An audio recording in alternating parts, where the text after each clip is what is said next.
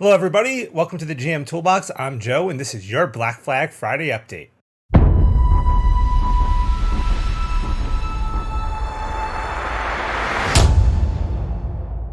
Happy Friday all. It is Friday, April 28th, 2023, and right on schedule, we have another Black Flag Friday update for you guys. Although now I guess it is a Tales of the Valiant update.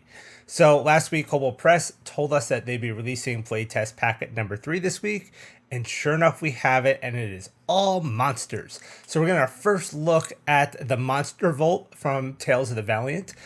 This is kind of an update to all the SRD monsters. There might be some new monsters in here as well. I haven't looked at every monster in the packet yet. It just came out a little while ago, but I have browsed through. I see some differences in the way stat blocks work, and I'm going to just go over all this with you guys today. So why don't we jump into it? All right, so here's our latest playtest packet. This is for the Core Fantasy Role-Playing System playtest packet number 3, all about monsters. So a little information before we begin here that the Core Fantasy Role-Playing System is backwards compatible with 5e. If there are things that you don't see as part of the Core Fantasy Role-Playing System, refer to the 5e rules and the SRD for those types of rules and things. So this is all playtest. Obviously, you want to use these with playtest packet 1 and 2 when testing these monsters.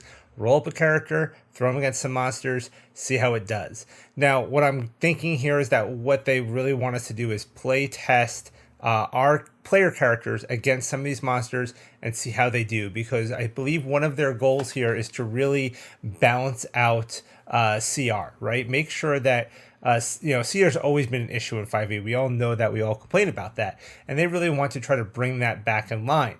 Kobold Press has always been great about giving us monsters that are much more in line with actual CR. I know a lot of people just barely even touch the monster manual anymore and just use, Tome of Beast and Creature Codex and those books because the monsters are just so much better balanced. So I'm hoping that what we're going to see here is them taking our classic SRD monsters and giving them that Kobold Press touch and bringing them up to par where they should be with all the power creep that's happened since like Tasha's, and just even Kobold Press's subclasses are definitely feeling a little bit more powerful, as well as the stuff in TOV is definitely a little more powerful. So our monsters need to match that so that we have real challenges. So let's dive in here and take a look at what we got. What we're going to see here is elements of the stat block, right? Our names, our sizes, our types.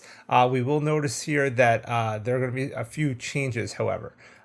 So then we're going to get into tags, and this is an area where there are definitely some changes. For one, I see some new tags like Outsider that I've never seen before, and Shadow, but we also see tags like Evil and Good and Chaotic.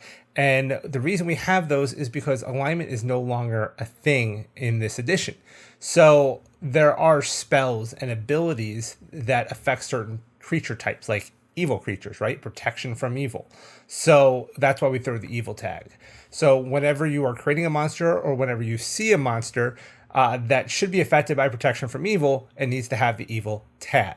And that's what tags are for, is so that we know that, whatever abilities or spells or traits are specific to certain creature types, those tags are used to identify that. For instance, a ranger with the favorite enemy, they can choose humanoid, but they have to pick specific humanoids. So if they choose goblinoids, well, goblins are humanoid and then their tag is goblinoid, and that means that they're affected by that, right? Bugbears fall into that as well. So that's how tags are used and should be used. We're going to see armor class. We are going to see hit points. A difference you're going to see here with hit points is that you're just going to see a number and no more formula. That's going to be gone. So keep that in mind as well. So, but as we get down, you'll see what I mean by no more formulas. We see our speeds here. Stealth, this is kind of a new thing, right? We've always seen passive perception, but now we kind of have a passive stealth, and it's not even passive. And that goes for perception as well. You are not going to see perception in the stat blocks. What you're going to see, or you're not going to see passive perception. You're just going to see perception. And one of the goals, it seems, is to reduce rolling. So what they're going to say here is this creature has a stealth of 13, meaning that if it's moving around, your players need to notice it. They're just going to have to roll a perception check that beats a 13. we just don't want the DM to have to roll stealth every time. We're trying to speed things up. And that's going to go for perception as well. It's going to have a perception score of, let's say, 12. So the players just need to beat a 12 on their stealth rolls. We're not going to roll to see if the creature noticed. We're just going to use that 12 all the time. And there's going to be a little bit more changes. You'll see how this works because the stat block does look a little bit different. We do, go into ability scores here, and what we're going to see with ability scores is you're not actually going to see the ability score. You're just going to see the bonus. So rather than saying 16 plus 3, it's just going to say plus 3, and that's it for strength. But what they will do is they will make a creature possibly proficient in an entire ability score. So rather than having all their skills and their saving throws listed out, you're just going to use the bonus from the base ability score anytime you need to roll anything or do anything with that score. So if you want to know what their survival is, it is 10 plus whatever their wisdom score is. So very easy to figure out. And if that's a +4, you could just say it's 14 all the time, or if you wanted to, you could always roll. But the idea is to reduce rolling and streamline the stat block a little bit more. Proficiency bonus you'll see on the stat block, just like we have been in recent WotC books, and I believe even in Tome of Beasts 3. So you're showing that proficiency bonus, which is good because the way they're streamlining the stat blocks, we do want to know what that proficiency bonus is. Also, we see here proficiency bonus by challenge rating table, so you can see what the proficiency bonus is based on the CR, and easy enough to do. This looks actually like, what is this, XP? Proficiency bonus by challenge rating. It looks like they're actually, they said, I think this is supposed to be the experience points by challenge rating. They said proficiency bonus by challenge rating, so that looks like maybe a mistake on the table. Immunity, resistance, and vulnerability. Another change here is, for one, you can be resistant or vulnerable or immune to a condition as well, or at least a creature can. And it's all going to be on one line. So rather than having, let's say, damage immunities and condition immunities, you're going to find all the immunities on a single line separated by a semicolon. So let's say they're immune to fire and acid damage. It'll say fire, acid. And then they're also immune to the prone condition. It'll then say semicolon prone. So that's how they're breaking that up now. And they talk a little bit about this presentation here as well. This all has to do with streamlining. Senses are basically haven't changed much other than now blind sight is called keen and dark vision is called night vision. That's the only real change there. Aside from that, same stuff. Again, we talked about stealth, perception, same thing. You're just going to see a perception score. Languages, there are a few new languages here. We have machine speech and void speech, and telepathy. I don't know if that's really new, but it is a thing. So you'll also notice that I believe psychic damage is gone, replaced by void damage. So keep that in mind as well. Here we go. We're talking about challenge ratings here. So here is our, see, look, they got this, here's that table again. So they put that same table, it looks like, in two spots. This is the experience points by challenge rating table. But they do talk here about how they want to fix challenge rating a bit. They say, a PC of level 1 should be able to handle a CR 0 to 1/2 monster. And they kind of show that range here. But really, I think what they're trying to do is make it so that if you have a party of 4 level 1s, and they should be able to face a single CR1 creature, it should be a medium challenge and takes around, 3 rounds, maybe 4 rounds or so to defeat. That's kind of what they want to see, and have that CR balance out well. The next section here is on traits. So we're going to see a new trait called Doom. And these Doom points are things that, bigger monsters will have. It's a new ability. It's kind of like legendary actions, but legendary actions are still a thing. But a monster has a certain number of Doom points, usually 3, but maybe smaller monsters will have less. But they can spend a Doom point to give a monster advantage or on a single attack, or force a PC roll to save with disadvantage. And then some monsters will also have additional abilities that use Doom. And we're going to look at, I picked one monster we're going to look at today that we can kind of see all of this notice an action on their stat block because there are a lot of monsters in here. And then we'll see actions. So one nice thing they did here is that when you get down to the actions, they actually have a section for normal actions, and then a section for bonus actions, and a section for reactions.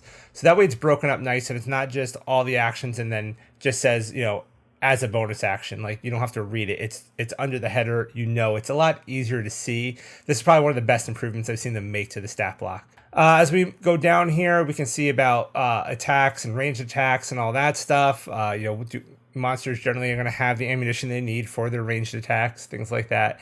But you will notice that the damage formula is also gone. They're just giving you a flat amount of damage that the monster does with an attack. So if it's a bite attack and it does 8 damage, you just say you take 8 damage. If you want to roll for damage, they do have a table that will be present in the book that you can use. So if it was 8 damage and the creature is a medium-sized creature, instead you do 2d6 plus 1 damage. I don't know how much I like this change. I like rolling damage as a GM. I think it adds just a little bit more excitement. It's not always going to be 8 damage every time. It's, you know, it could change. It could be, you know, a huge amount of damage. It could be less damage, all sorts of stuff. So I personally would rather see the damage formula put back, like the HP formula, whatever, the, you know, the passive perception or, you know, perception stealth, all good, fine. But I kind of like having the damage formula there. I don't want to have to flip to a table to use it. I think a lot of people just like rolling damage. So that might be something I suggest to change. But, you know, the table's there. They do talk about spells and things like that. They are kind of getting away from spell casting as much and trying to just give, you know, abilities that are spell-like, very similar to what they did in the most recent WotC books. But there are times where spell casting will still be used. They also talk here about, you know, components, psionics, special rules and restrictions, all sorts of stuff like that.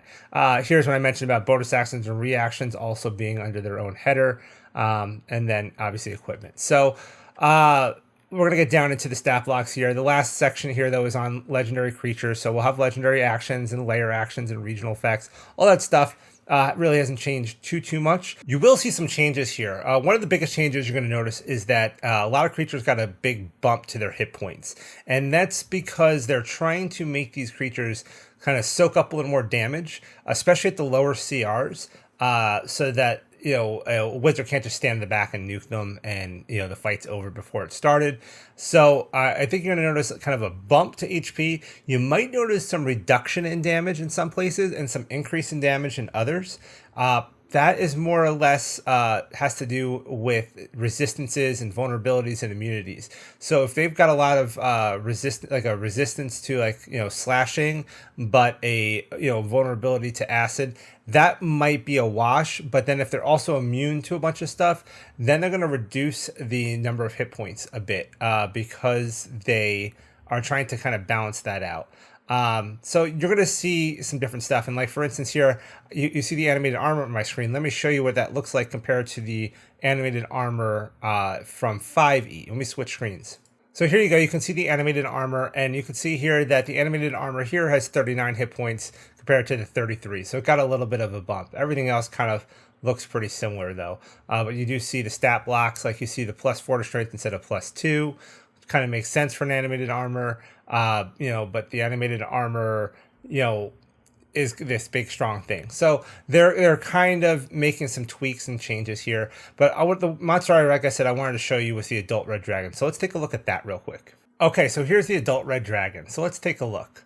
So a couple of differences, right? First off, you see they're both huge dragons, but this one here says it's chaotic evil, where the other one just has an evil tag. So again, the alignment's gone and we're just tagging. Armor class is the same. Hit points are increased. So we have 270 instead of 256, but no formula like we said. Flight has not changed.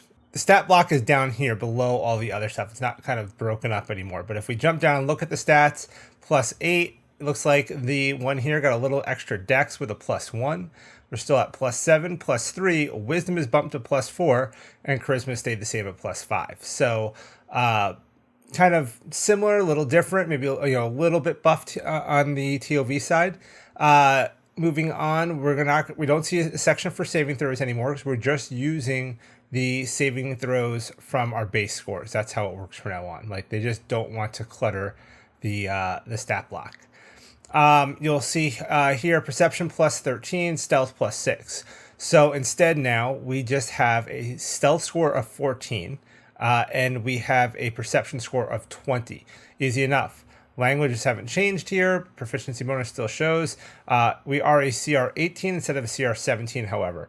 So they're trying to bring it a little bit more in line. Moving down, first thing we're going to see is we have Doom points. So the adult Red Dragon has 3 Doom points, which it can expend to use the standard Doom options that we talked about above. Or it has a new ability called Elemental Roar, which is over here, and we'll get to it in a little bit. So that's something new, right? Legendary resistances we still have. This one guy has 3 per day, so no difference there. Let's go into the actions. The dragon actually doesn't have any bonus actions or reactions. Otherwise, you'd actually see them under a separate tab, and I'll find a creature that I can show you how that looks like.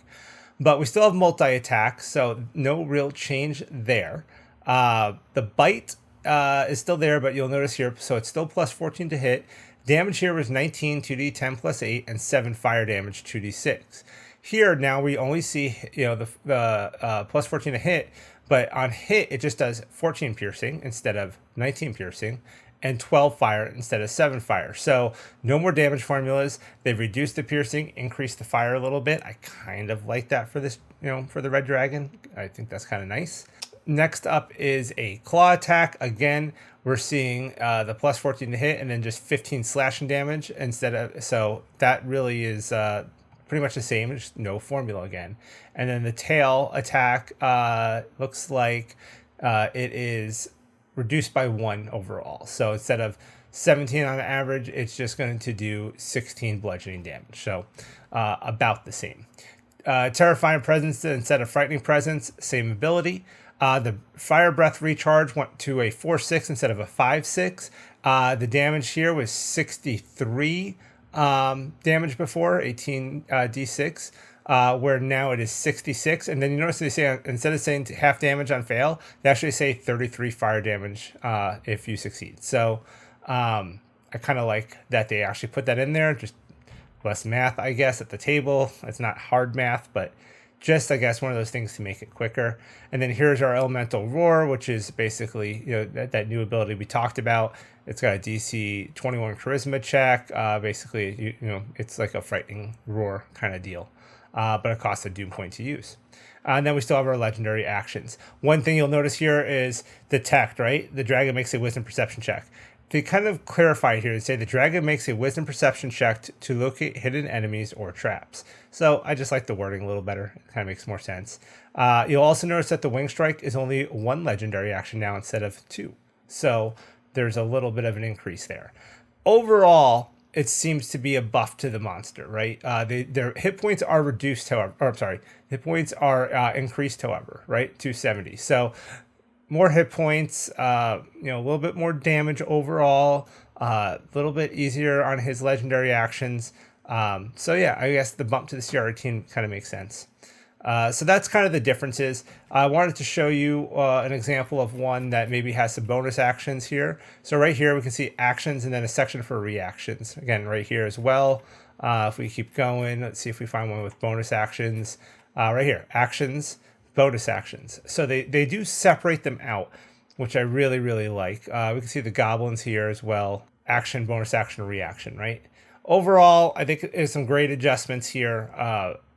I do want to see the damage formula brought back into the stat block for convenience. I think a lot of people are going to want to roll their damage, and to have to flip to another table or memorize that table, it's going to suck. I mean, I guess it's one of those tables that would make good use on the back of a DM screen, but I feel like it should just be in the stat block personally. So that's probably my only negative feedback on this is that.